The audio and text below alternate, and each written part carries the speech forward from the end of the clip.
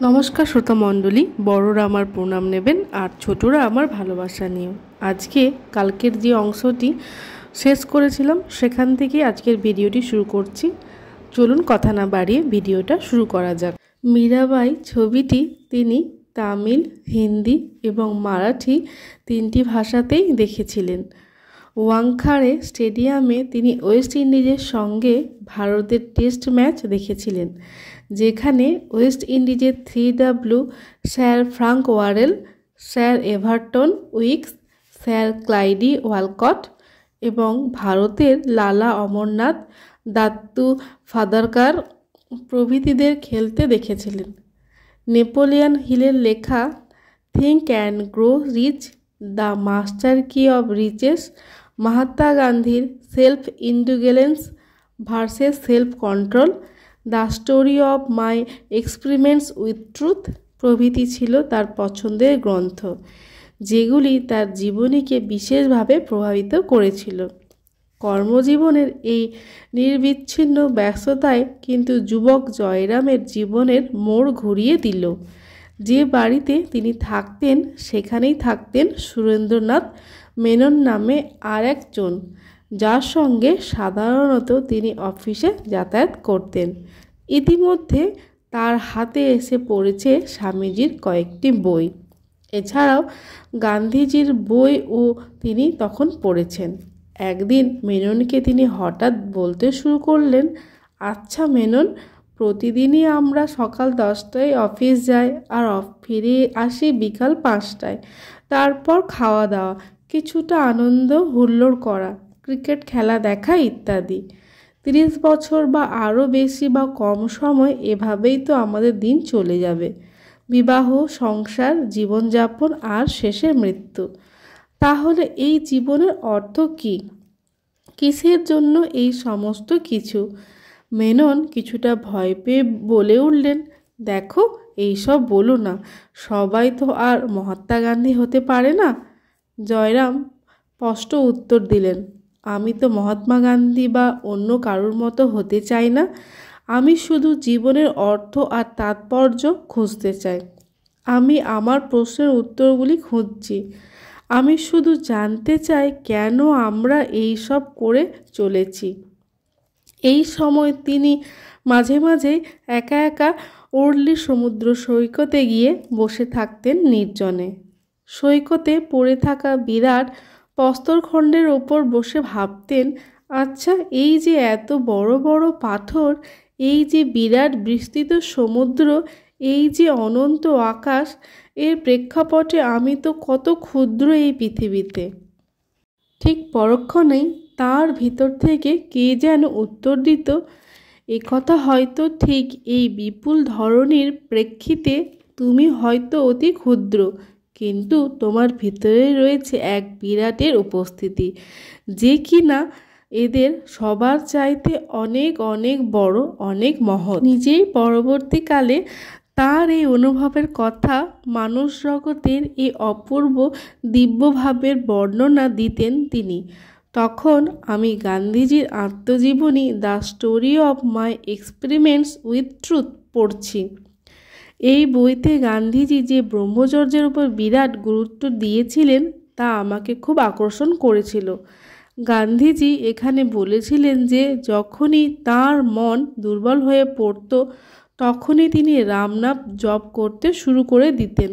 আমিও এই কথার দ্বারা প্রভাবিত হয়েই রামনাম জপে আকৃষ্ট হই। অফিস থেকে ফিরে চলে যেতাম মেরিন ড্রাইভের নির্জন সৈকতে। সমুদ্রের ধার অবধি হেঁটে যেতাম রামনাম জপ করতে করতে।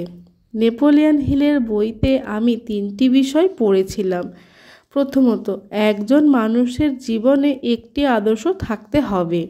দ্বিতীয়ত, সেই আদর্শকে উপলব্ধি করার জন্য তার জীবনে এক প্রবল ইচ্ছাশক্তির প্রয়োজন। তৃতীয়ত, সেই আদর্শকে কার্যে রূপান্তরিত করার জন্য চাই প্রবল অধ্যবসায়।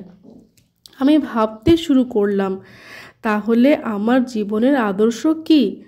আমি কল্পনা করলাম যে আমি যদি পৃথিবীর সবচেয়ে ধনী মানুষ হতে পারি, অথবা আমি যদি ভারতের প্রধানমন্ত্রী হতে পারি, কিন্তু এই জাতীয় কোনো কল্পনাই আমাকে তৃপ্ত করতে পারল না। এই সমস্ত বইগুলি পড়তে পড়তে আমার মনে প্রশ্ন জাগতে লাগলো, তাহলে আসল সত্য কী?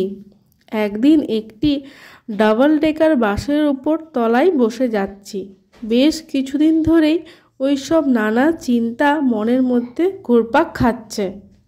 আমার জীবনের আদর্শ কী? আমার কি করা উচিত?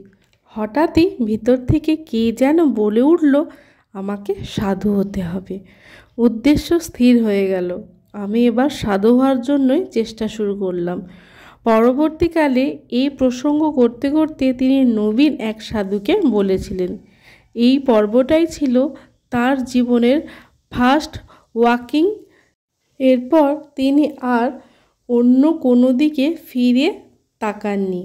জীবনের লক্ষ্য ও তার পথের ওপর এত গভীর বিশ্বাস তার জন্মে গিয়েছিল যে সেখানে কখনো কোনো সন্দেহ আর সংশয় তাকে বিব্রত করতে পারেনি। বস্তুত তিনি বলতেন, এই বিশ্বাসের গভীরতা সারা জীবন ধরে এমনই ছিল যে কোনো গুরুতর আধ্যাত্মিক প্রশ্নও তার জাগেনি, কারণ জীবনের উদ্দেশ্য ও পথ তখন তার কাছে চিরকালের জন্য স্পষ্ট ও নির্দিষ্ট। এই সময়ই বোম্বের খাড়ে অবস্থিত রামকৃষ্ণ মঠের শাখা কেন্দ্রের খোঁজ পান মহারাজ এবং সেখানে সপ্তাহান্তে যাতায়াত শুরু করেন।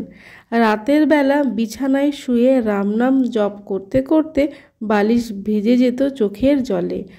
আশ্রম থেকে স্বামীজি আর ঠাকুরের বই কিনে এনে পড়া তখন তার নিত্য অভ্যাসে পরিণত হয়ে গেছে।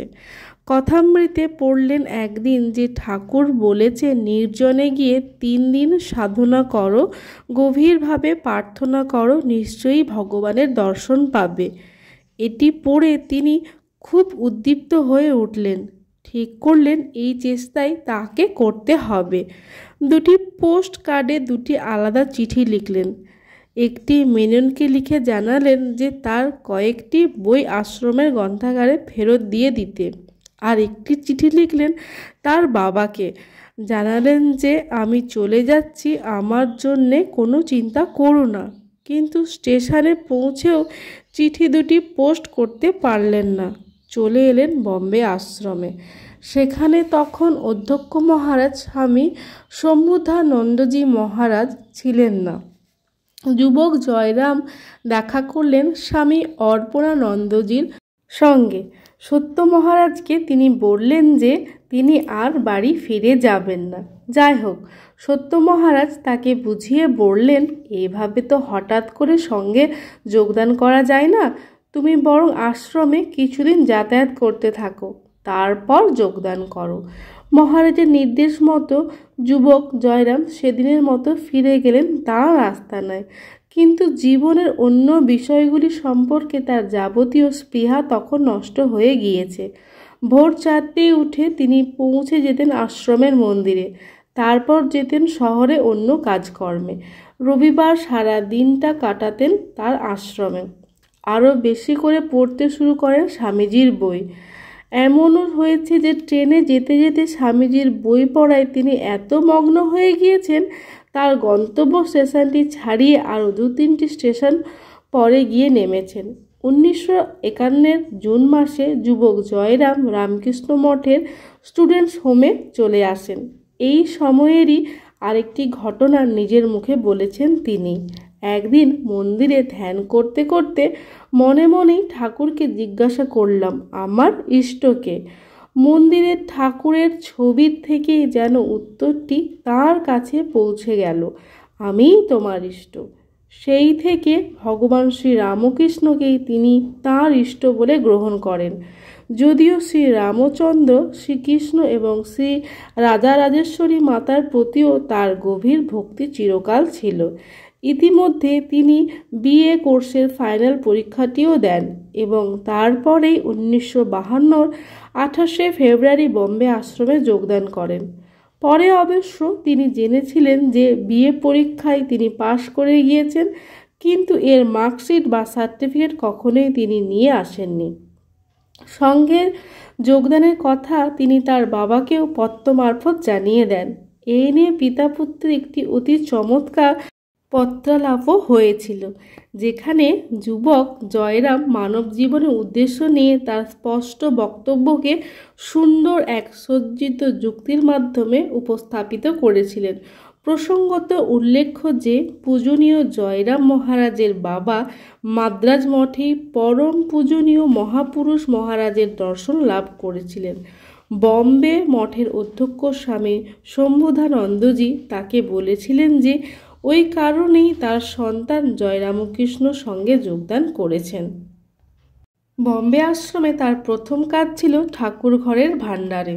যেহেতু বম্বে আশ্রমের ঠাকুর ঘরে বেলুড় মঠের মতো প্রায় সমস্ত কিছুই পালন করা হয়, তাই একেবারে ভোরবেলা থেকে শুরু করে রাত 9টা পর্যন্ত তাকে ব্যস্ত থাকতে হতো। তখন সেখানে পূজারী মহারাজ ছিলেন শ্রীমৎ স্বামী আশুতোষানন্দজি মহারাজ বা বটকৃষ্ণ মহারাজ। সাধারণভাবে তাকে সবাই বটুক মহারাজ বলে জানতেন।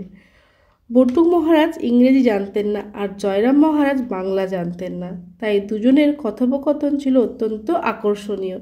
মন্দিরে কোনো কাজ করার সময় ব্যবহৃত বাসন বা জিনিসের হাত দিয়ে ফেললে প্রথমে গঙ্গাজল হাত ধুয়ে নিতে হবে। এই বিষয়টি শেখানোর জন্য বটুক মহারাজ তাকে বলেছিলেন, শ্রী জয়রাম, দিস থিংস ঝুটা হ্যান্ড ওয়াশ। পূজনীয় জয়রাম মহারাজ কিন্তু বটুক মহারাজের স্নেহ সান্নিধ্য থেকে ধীরে ধীরে সব কাজ শিখে নিয়েছিলেন। তো আজ এই পর্যন্ত, দেখা হবে নেক্সট ভিডিওতে। জয় ঠাকুর, জয় মা, জয় স্বামীজি।